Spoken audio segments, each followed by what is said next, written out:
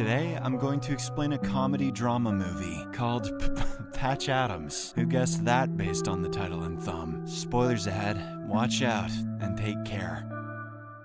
The movie begins as a middle-aged man named Hunter Patch Adams sits in a bus while being deep in his thoughts. At some point in his life, Patch found himself to be small, useless, and tired of this journey called life. He developed suicidal thoughts and eventually admitted himself to the psychiatric ward of the Fairfax Hospital. Immediately upon arrival, Patch meets a variety of patients. There is an old man who keeps holding up his hand and asks people how many fingers they see. He gets incredibly upset when people give the right number, as if he was expecting a completely different answer. Then there is Patch's roommate Rudy, who keeps getting scared of imaginary squirrels. Hey, they're terrifying. On the other hand, the hospital's way of treatment also seems to be more focused on medication than getting to the root of the problem. This is evident when Patch tells the institution's psychologist about his childhood trauma caused by his father's death. He opens up emotionally, but the latter seems to focus on writing down notes more so than actually listening to the patient. Slowly, Patch starts to realize that here, he will not get the help he needs. He thus decides to take things into his own hands. He begins cracking jokes with other patients, even if it means making fun of their mental condition. Patch also goes to the old man who regularly asks other patients how many fingers they see. Turns out the old man is Arthur Mendelsohn, a brilliant inventor who also admitted himself to this institution a few years ago. Patch has a conversation with Arthur, and the latter teaches him to see beyond the conventional way of looking at a problem. That very night, Patch returns to his room, only to find Rudy having yet another delusional episode. He desperately wants to go to the bathroom, but thinks that there are hundreds of squirrels out to get him. Patch, inspired by his earlier conversation with Arthur, comes up with a brilliant plan to help his roommate. He pretends they are in a battlefield, fighting against an army of squirrels. Their mission is to reach the bathroom where these imaginary enemies can't follow. After playing this game for a while, he successfully takes Rudy to the bathroom. A few days later, Patch finally decides that he has had enough of this mental institution. For several years, he wandered from one job to the other, feeling like he never belonged anywhere. But now he is clear about what he wants to do: help patients who are suffering from all kinds of problems. 2 years later, Patch joins Virginia Medical University and becomes the oldest first-year student there. He shares his hostel dorm room with Mitch Roman, a brilliant prodigy who is single-mindedly obsessed with becoming a great doctor. It is obvious from their first meeting that Mitch greatly disapproves of Patch's apparent lack of seriousness. On the first day of classes, the university's principal, Dr. Walcott, greets the students with a ferocious speech. He points out that doctors are humans who have emotions like fear and fatigue. These emotions can cause them to make wrong decisions at crucial moments. Thus, Dr. Walcott promises to train the humanity out of each student so that they can become the perfect doctors. Everyone in the class seems to be impressed by this speech, except for Patch. He is busy looking at his classmate, a beautiful girl named Karen. During the break time, he tries to introduce himself to Karen, but she refuses to even greet him, pointing out that she is here to study and not make friends. Patch takes the rejection with a sense of humor, then immediately befriends a nerd classmate named Truman Schiff. The two of them later have a short conversation about the principal's speech earlier. Surprisingly, both Patch and Truman have the same outlook, albeit they express it in different ways. They hate the idea that doctors must be emotionless machines and not empathetic individuals. Moreover, Patch also wants to work closely with patients instead of simply rote learning from books. He is fully aware that as a first-year student, he is not allowed to go on ward visits. Despite this, he grabs a white coat and sneaks in with a group of third-year students who are on a hospital round. He sees how doctors refer to patients simply by their diseases. This eliminates any human connection and makes patients simply bodies to be treated. Patch also talks to some senior nurses who explicitly warn him not to go into room 305. The room belongs to Mr. Adams, who is suffering from terminal pancreatic cancer. Following this, Patch makes his way into the pediatric ward, where he sees several children quietly lying in their beds. Many of them have shaved heads, indicating that they are suffering from some form of cancer. He sees their sad faces and decides to cheer them up. Patch grabs a nearby pipette bulb and puts it over his nose, making him look like a clown. One by one, the children in the ward start getting amused by his antics. The whole room is soon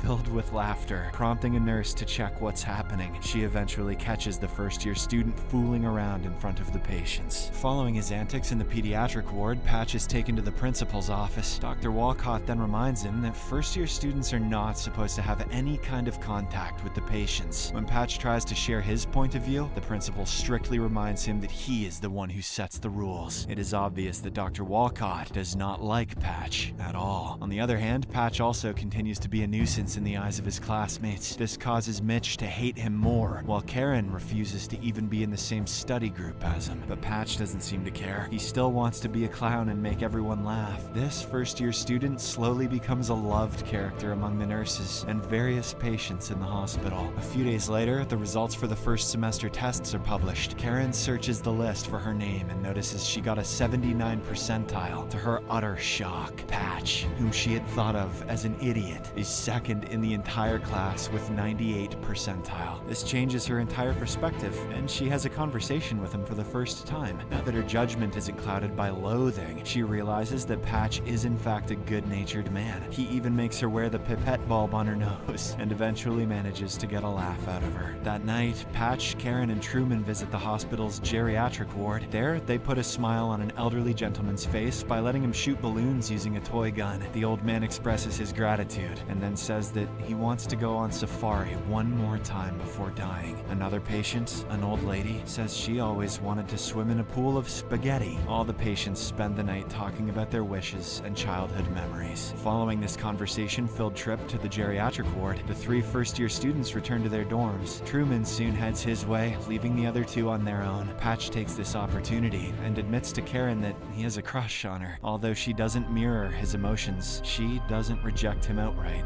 either. In the following weeks, Patch continues to brighten up patients' days through his carefree antics. He tries his hand and enters room number 305, where the terminal cancer patient, Mr. Adams, is admitted. Patch sings Nina Simone's "Feeling Good," hoping it would lift his spirits. Unfortunately, Mr. Adams grabs the medical student's collar and tells him to get the hell out of his room. Patch's bad luck doesn't end there, as he is soon apprehended by Dr. Walcott. The principal makes it clear once more that no first-year student is to be seen anywhere near the hospital. He also says that someone had raised suspicions that Patch might have cheated in the first semester. Following this, Patch storms to his dorm room where he confronts Mitch. He knows it was his roommate who had raised this suspicion to the dean. Mitch not only admits it, but also doubles down on this ridiculous claim. He is obviously jealous of the fact that he gets less marks than Patch, despite working harder. Mitch points out that one has to be extremely professional and sometimes even mean to be a great doctor. In response, Patch calmly says that Mitch is a young man, which is why he thinks one has to be a prick to get things done. Despite the principal's warnings, Patch continues to visit the hospital in his free time. He even visits room 305 once more and manages to make Mr. Adams laugh, using a series of great puns. The nurses are more than delighted to see Mr. Adams, who used to be extremely irritated all the time, laughing for once. A few days later, Dr. Walcott announces that their university will be hosting a seminar for the Fellowship of the American College of Gynecologists. He chooses Patch to head the welcoming committee and tasks him with receiving the esteemed guests. When the seminar day finally arrives, Dr. Walcott and his guests are left stunned by the welcome they receive. Patch has set up a giant pair of paper legs on either side of the conference hall's door. This looks like a woman lying belly up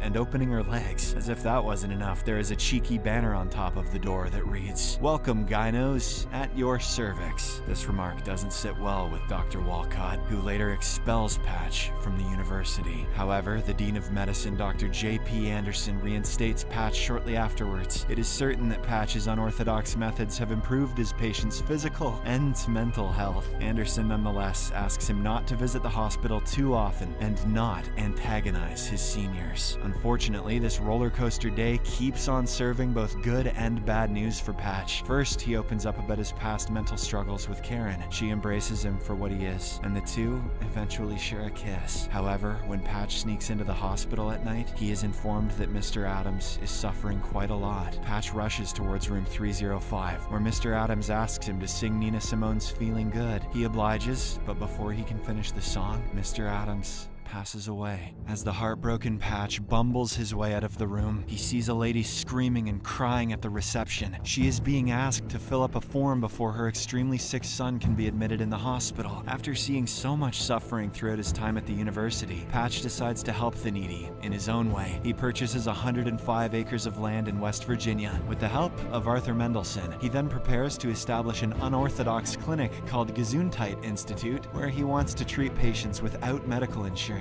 Patch convinces Karen, Truman, and a few other friends to help him renovate an old cottage into a clinic. This will be based on the philosophy of treating patients with humor and compassion. After several weeks of hard work, the Gesundheit Institute finally opens its doors for patients of all sorts. One of these needy people is Lawrence Silver, the son of a local businessman. Karen, who had seen Lawrence back at their university hospital, knows that he has mental issues and frequently does self-harm. She reveals to Patch that she is getting some bad vibes off of him. However, the latter tells her to show the patient some compassion, and everything will eventually be alright. After this tiresome day of work at the new clinic, Patch and Karen sit down for a chat. From their conversation, it is revealed that she had suffered physical abuse as a kid. This is why she has always been apprehensive about men in her life. Patch is incredibly shaken and is brought to tears by this revelation. He comforts her and reassures her that she can overcome her pain by helping others. The two then spend the night together by sleeping on the same bed. The next morning, Truman informs the two lovers that their inventory of medicine is quickly running out. Patch decides to visit the university and sneak out some medicine until they can find a better way. While he is gone, Karen receives a distress call from Lawrence, saying he desperately needs someone to talk to. She is frightened to check on him all by herself. However, she decides to go as she wants to help patients in any way possible. When Karen eventually reaches Lawrence's mansion, she is struck by how huge it is. Lawrence, on the other hand, has a strange, zoned-out look in his eyes. He initially behaves politely with her, but soon something strange happens to him. In a shocking twist of events, he shoots Karen with his shotgun. Then, Lawrence unalives himself by putting a bullet through his own head. A few hours later, this news reaches Patch, who is still at the university. He is devastated by the turn of events, and his entire worldview comes crashing down. Karen had told him that she'd gotten bad vibes off of Lawrence, but Patch had convinced her to see the positive side of things and deal with the mentally ill patient. She is now dead, and he cannot help but blame himself for this tragedy. In the aftermath of his lover's murder, Patch climbs a cliff on the edge of his West Virginia property and contemplates ending his life. He now doubts the goodness in humanity and asks God for an explanation for all these horrible incidents. Right on cue, his eyes fall on a butterfly, which lands on his medical bag before flying away. This reminds him of a conversation he had with Karen a few days ago. She had equated herself with a caterpillar, hoping that one day she could fly like a butterfly. Patch takes this as a divine signal and decides not to end his life. Following this, Patch returns to his university, determined to help patients in Karen's memory. Things, however, take a turn for the worse one more time. As people begin to look into Karen's death, Dr. Walcott eventually discovers the existence of Gesundheit Institute. This is a clinic which practices medicine, but none of the workers have a practicing license. Walcott uses this, along with Patch's clownish behavior in the hospital, as an excuse to expel him once more. Rather surprisingly, Mitch comes to his roommate's rescue and suggests he appeal to the state medical board. A few days later, a massive delegation, headed by the Dean of Medicine, J.P. Anderson, listens to Patch's case in the university's hall. He admits that he has opened a clinic, but also points out that he doesn't offer medical services. His clinic is a place where the sick and needy come to talk about their problems. Patch and his team make sure that these patients feel heard and go back with a lighter heart. He also encourages the crowd of medical students to treat patients with dignity and sometimes even humor. This impassioned speech, along with his good behavior with the patients and top-of-the-class grades, are enough to revert Patch's suspension. The board eventually allows him to graduate, despite not agreeing with all of his methods. In the final scene of the movie, Patch receives his graduation degree. However, in classic clown behavior, he bows to the professors and audience, revealing himself to be naked underneath his cap and gown. I'd like to dedicate this recap to the memory of Robin Williams, who is one of the most caring and hilarious public figures in history. Subscribe for more videos like this, turn on notifications, and leave a like to help the channel out. Thank you for watching.